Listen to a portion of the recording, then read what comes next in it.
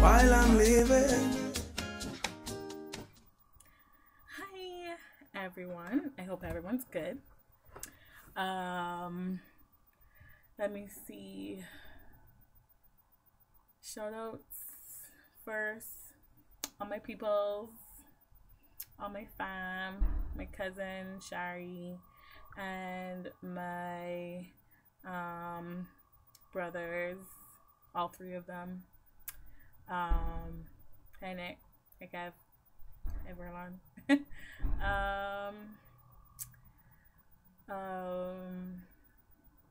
Yeah, I think that's it now.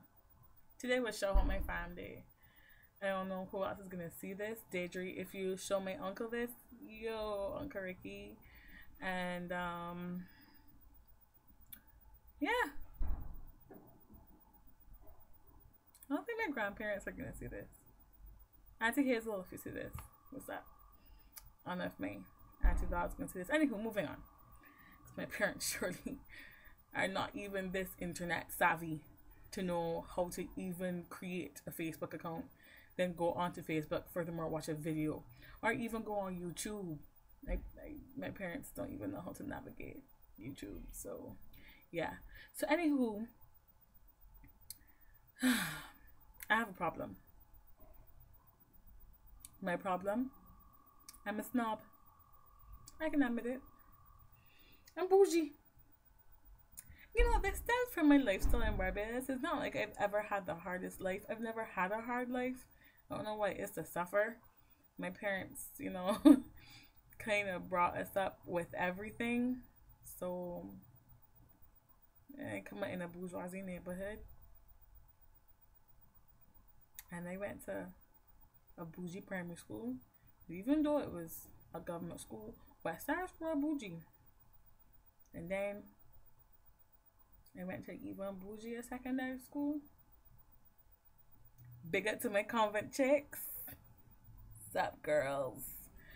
Yeah, it didn't really help, you know. But anywho, needless to say, I actually don't like bougie people. Being a hypocrite. Actually, this whole session is really on the hypocrisy of snobbery. I'll explain how. Where, Afi, don't say anything about this. I know you just heard my phone go off. Anywho, where I am staying right now up here is, well, to me, it reminds me a lot of where I live in BIM in terms of the borough that I'm in is called the borough of Barnet, and I'm in Collindale. Barnet on the whole appears to me, when I've traveled around Barnet, to be a very, very, very uppity borough. It strikes me as a very bourgeoisie borough. On top of that, Collindale also, to a certain extent, is very bourgeoisie. I mean, if you pass along like the main Collindale road, like they call it Edgware Way or something like that, I mean, in all seriousness, we have 5 car dealerships. Like, I mean, huge car dealerships back to back next to one another. It's like OMG. But I don't know if it's that I'm very Anglophone. I don't know. But where I am, on top of being very bougie, we also have a lot of Asians in terms of whether it be Chinese, Indians, Pakistanis, Japanese, Koreans, whatever. We have a lot of Asians, and we have a lot of Africans where I am. Actually, the only other black people I see are Africans. I remember they don't like me because I'm Caribbean black. That is so funny. It still is. Anywho, so my thing is you are coming from a country that your first language is not English. It means when you come to a country whose only language is English, it's not really up to me to learn your language. It's up to you to speak what I speak. I think it's because I'm a snob that I think that. But case in point, let me explain what happened yesterday. Last night I went to Tesco to buy, because they made soup yesterday, and I really wanted a pumpkin. Now, unless you go in like the markets, I find you can't get pumpkin cut up like how we are accustomed to getting pumpkin cut up. In Barbados, they actually saw pumpkins whole. And then the fact that it's Caribbean, it's Halloween, pumpkins are rampant everywhere. It's this, the only pumpkins you can get are whole pumpkins. It's not necessarily a ripe pumpkin either, but it's a whole pumpkin. So I had to pay 75p last night, which I thought was really cheap for a whole pumpkin. Anywho, to buy a whole pumpkin, to struggle. I mean, I struggle. I massacred that pumpkin. I know they had how much pumpkin. They had a good little pumpkin in my soup, but I know that majority pumpkin in garbage. So you can ask how much pumpkin I cut up, because majority are in garbage. Because I could not even figure out how in heaven's name is cut a whole pumpkin. So, you know. So the guy at the people that work in the Tesco's here, and the one behind me, they're all from some other part of Asia. I don't know what kind of Indians there are. I don't know if they're Pakistani. They don't speak English very well. So on top of not being able to speak English very well, the gentleman also had a very strange lisp. Now the only, I'm gonna take a step back and in his defense defend lisps, because I have a lisp and I know what it's like for people to sometimes not understand what you're saying because of your lisp. I know that like all too well. And I hate it when people stare at my tongue to try to see my tongue going through my teeth when I'm talking. I have a friend who does that.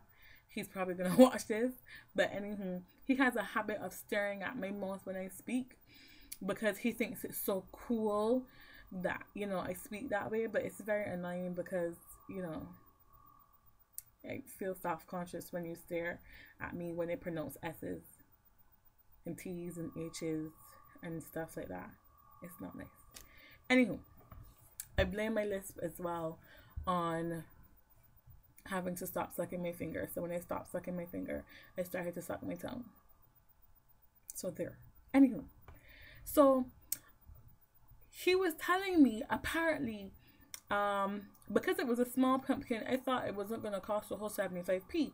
So when he said to me 75p, all that time I thought he was saying 35p.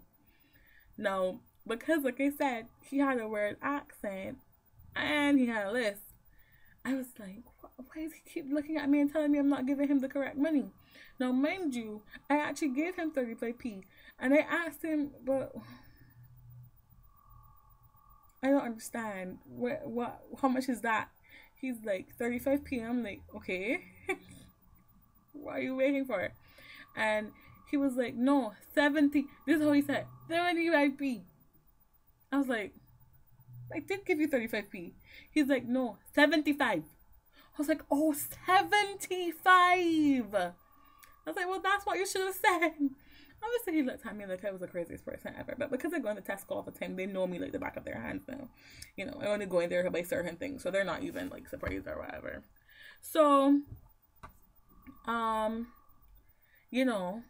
it's kind of horrible when I go into a shop and like go to buy stuff, and like I ask for something, and they're looking at me like they don't understand what I'm saying. And I'm like, but hold on, I speak English. You're in a country that speaks only English. So like we have other languages. The English only speak English, which is why it's called freaking English. On the other hand, the hypocritical side of snobbery, I can't speak a word of French, but I would love to go French. I mean a word. Un, deux, trois, quatre. My cousin was so upset because she started to teach me French and I forgot nearly everything she said. It's sad. Cause you know, I'm gonna be one of those people walking around with like, you know, the books and then trying to tell you what it is, etc., etc. You know, if I decided that I was gonna go somewhere else to live, like China, you know, I bet China's gonna be pissed at me, cause they're gonna be like, "What the hell? She didn't learn Chinese before she came to live here." No, I can't understand. Where is she saying? You know, that's the hypocritical side of snobbery. It really is. But I'm just saying, you can come in some white country, learn how to speak the language they speak. At least research it first. You know, the guys that I live with don't speak, two of them don't speak English well. The guy from Martinique, you know, but he does his best. And I help him along the way. Such a nice person. Then the guy from Pakistan, he's going to teach me Urdu. Urdu is the language of Pakistan, for those of you who didn't know. I'm going to be so multicultural. I'm going to be even more multicultural by the time I get back to them, or the Caribbean, or whatever.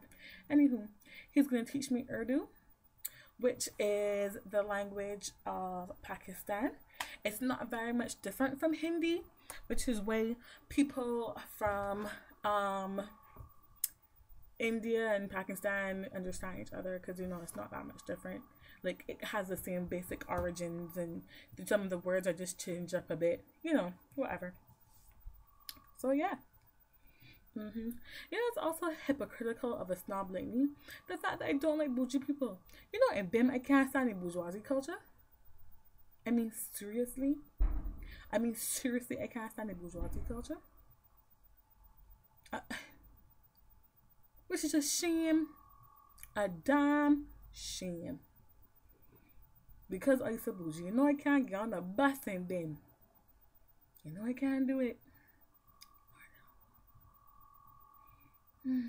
No, I can't do real things. Call it real scarf and all this kind of thing.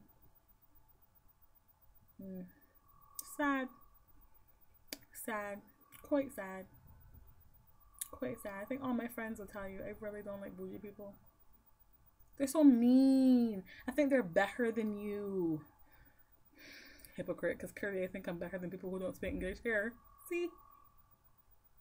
Being a snob is like the worst thing ever. Word of wisdom, suck it to ass up. I mean, there ain't shit you could do about it, but live with it. It's the best word of wisdom I could give about snobbery. Anywho, so that was my, you know, semi-rant for today. Well, I'm gonna go do some studying, even though I don't want to. Well, see you guys later. Deuces. Thanks I'll be giving the most I know.